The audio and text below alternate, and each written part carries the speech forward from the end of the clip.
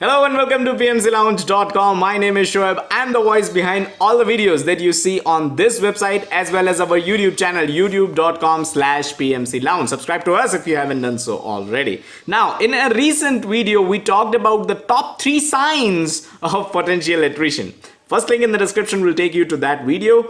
In this video, let's talk about the possible solutions. So let's look into the top 3 tips to minimize attrition. Tip number 1 is understand employee issues. So all employees have issues and you need to understand them. So the first step towards addressing high levels of attrition is to understand what these employee issues are. And you need to raise these concerns as a manager, as a project manager. You need to raise these concerns with the senior management through appropriate communication channels, of course. So if one team member has raised an issue, confirm if other team members also have the same concerns. This can prevent a chain reaction of more employees leaving the organization because of similar issues. So what are some of such issues, right? What are some of these issues? Now, some of these issues could be long working hours. It could be about unrealistic targets or high workload in general, right? You could also have leave policies which do not resonate with the rest of the industry. You know, the employees might not be happy with the leave policy of your company. And finally, it could be salary, right? People might be underpaid in their jobs, or at least that is what they might be feeling. So that was tip number 1. Let's talk about tip number 2, and that is to plan for employees' career growth. So a planned career growth for the workforce will in turn provide job satisfaction in the long run. Employees keen on shifting roles or enhancing their job profiles must get an opportunity to communicate it to the seniors who can analyze an employee's capabilities before adding or tweaking his or her tasks and responsibilities for better results overall. A capable employee will thus gain better role as well as better exposure.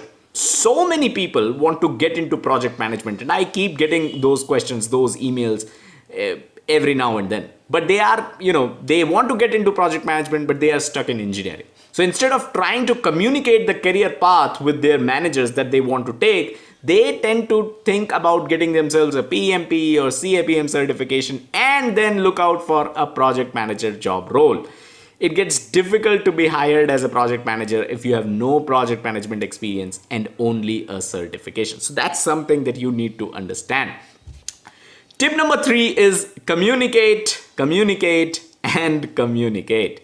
Managers must be approachable and open to communication. An employee will only communicate about their desire to get into project management, as in our previous example. So they'll communicate that they want to get into project management if they believe that it will be welcomed. This suggestion will be welcomed instead of being shot down, right? Or impact their present role. That's the worst. Periodic meetings between managers and the team help to keep a check on problems that pose as hurdles. Regular and transparent modes of communication with the concerned employee on a one-to-one basis are essential to understand changes that are required in his or her current role. Additionally, a conscious effort must be made to appreciate tasks that an employee completes to encourage the other team members as well.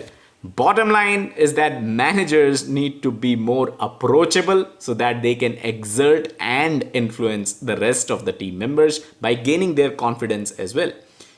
You as a team leader or as a project manager or as a people manager must provide guidance and instill in your subordinates the confidence in the company's processes. Now, although we are talking about minimizing attrition, we just talked about the 3 tips, 3 solutions to minimize attrition, but it is also important to identify the critical team members that you have and the consistent performers that you have, and you need to create a contingency plan if these employees were to leave, your top performers, right?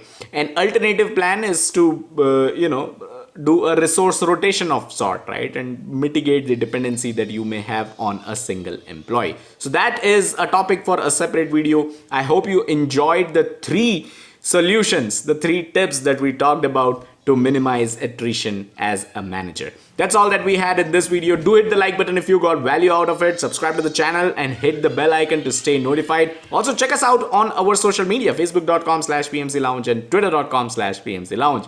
As always, don't forget to check out the website pmclounge.com, your #1 free PMP resource. Thank you.